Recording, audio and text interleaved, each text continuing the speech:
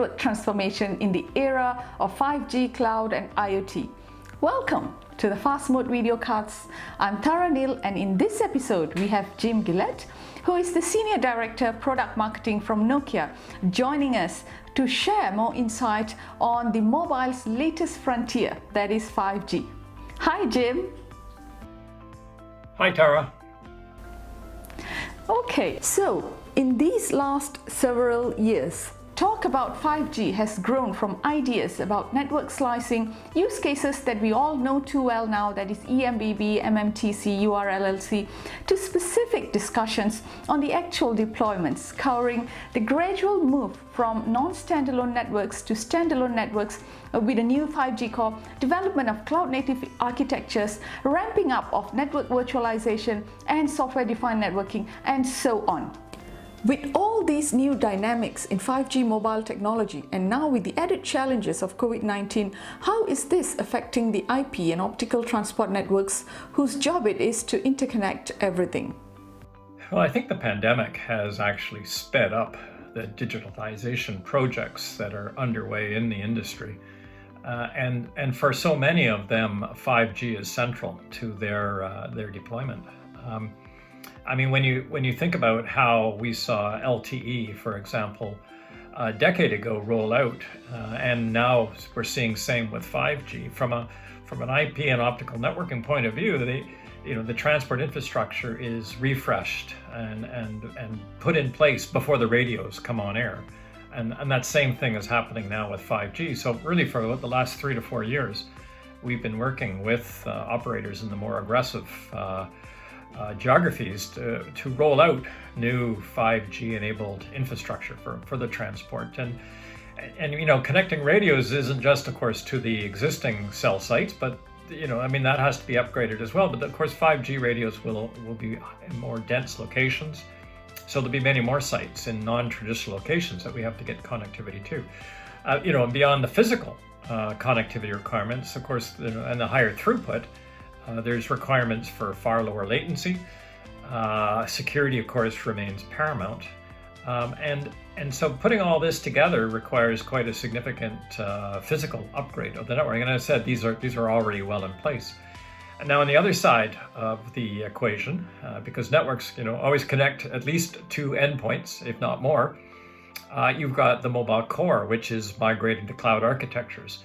And so whereas before the packet core would be in a centralized location on a vertically integrated platform, now the mobile core is distributed. It's virtualized and distributed and disaggregated throughout the network, including right out to edge clouds. And you've also got control and user plane separation to deal with as well. So all of a sudden now on the packet core side, you have so many more network functions that were once highly centralized and pre-integrated, now distributed across many different locations. And so when you are building a service, an end-to-end service, such as is required when you get into slicing and supporting the end-to-end capability of allocating resources to specific services or to specific customers or segments, you now have so many more network functions that need to be interconnected and often rebuilt and interconnected with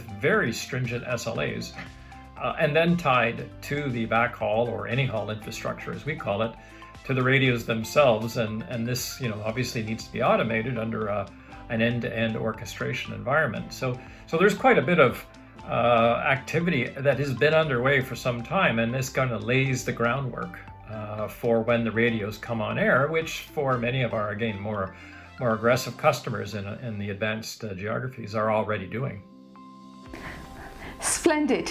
You said it really well there about the groundwork that goes into prepare the transport infrastructure before the radios come on air. In that case, the downtime we are experiencing now is actually a very good window to speed up work on the transport core and cloud infrastructure and the software stacks to build the back-end capacity necessary to support 5G traffic. Okay, moving on. One of the more glaring trends for today's networks will be the rapid changes we are seeing on the enterprise end. Gone are the days of MPLS and backhauling of traffic to enterprise data centers. The shift towards cloud and SaaS is now seeing a lot more enterprise traffic traversing the internet over public networks, VPNs, public clouds, and more recently SD-WAN and SASE local points of presence. How do you think this will accelerate operator network transformation? Well, most large enterprises have already moved their data centers into cloud architectures generally, and specifically more recently into public cloud infrastructure.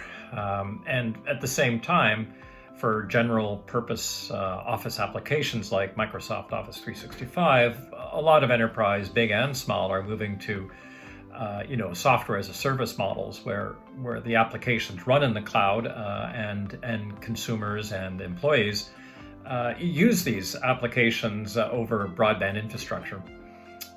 Now, to make that happen, the clouds that host these applications, whether they're web scalers or the CSPs, the communication service providers themselves, these clouds are moving out.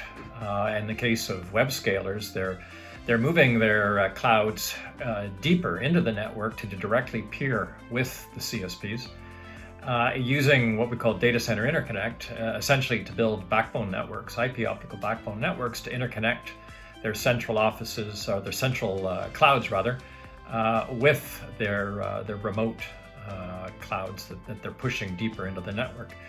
Now, at the same time, of course, CSPs are moving their cloud infrastructure closer to consumers as well, to edge clouds. And all of these activities are changing the dynamic in terms of where content is inserted into the network, because its location and insertion point can be optimized based on the particular content, the particular pairing arrangement, to ensure ultimately that the consumer and enterprise receives the best quality of experience that they're looking for. But from a networking point of view, it increases a lot of new architectural challenges, as pairing points that once were highly centralized are now being more distributed and pushed deeper into networks. And at the same time, the edge gateways of the service provider networks are becoming more dynamic, meaning they can physically relocate to different locations where peering and content insertion takes place, to provide the optimal location for content insertion, again, to drive that best quality of experience. Brilliant, Jim. Talking about the expansion at the edge, we can expect an explosion in the number of end nodes that will be connecting to the network thanks to the Internet of Things, both fixed and mobile nodes. During this pandemic, we saw a huge rise in, for example, online shopping globally. So we need a lot of tracking for those goods. We need tracking for fleet management. Humans want to work and operate remotely, but we need massive mobile connectivity for drones, autonomous vehicles and smart meters, etc., that are taking our place in the field. Will this mean that a massive machine type communications, MMTC, catering for IoT will be one of the more immediate use cases to be deployed on 5G? Well, massive machine communications, I think, is perhaps one of the most exciting areas to watch. Machines are so different from us humans. Machines don't need to sleep. They run 24/7. They don't take holidays, coffee breaks. Also, machines don't have the inherent limitations of the human brain.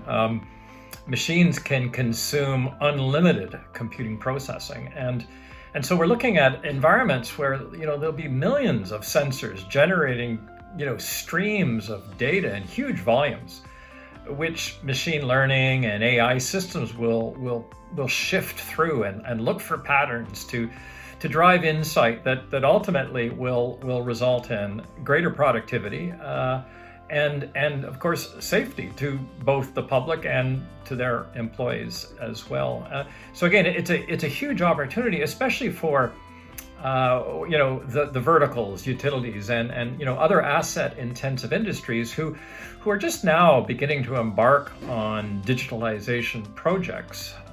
The technology is now mature enough, and indeed, the traction we're seeing already using LTE technology to connect these sensors is giving us tremendous confidence that that the shift to 5G, when needed to support even higher densities of sensors and so forth, is an unstoppable trend. And we're seeing traction here in mines with autonomous vehicles and haulage systems, electrical grids, transport networks, ports, shipping ports, containers, airports.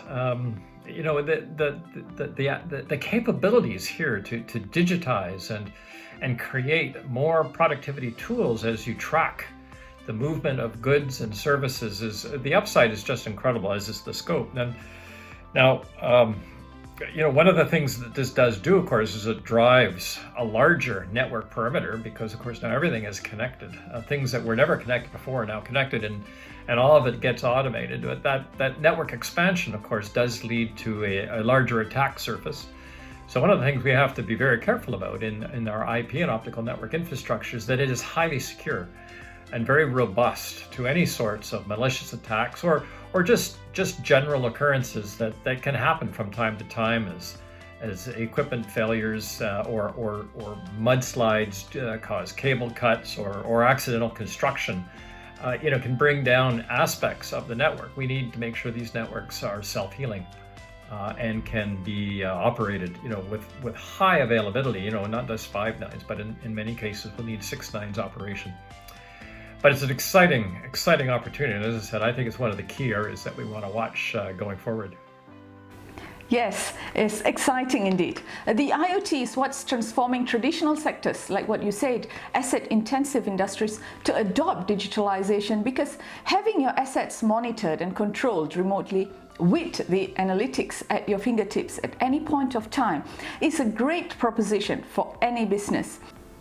Okay, so there we go. That's all for today's topic. Exciting things ahead for 5G, cloud and IoT, and for mobile operators. Great speaking to you, Jim. Thank you, Tara. Well, thank you. Thank you for joining us in the Fast Mode videocast. And to everyone tuning in, thank you all for listening. Thank you, everyone, for tuning in. Bye. For more information, visit Nokia at nokia.com/networks/networks. Keep us going. And the Fast Mode at www.thefastmode.com. Bye, and see you again in our next videocast series.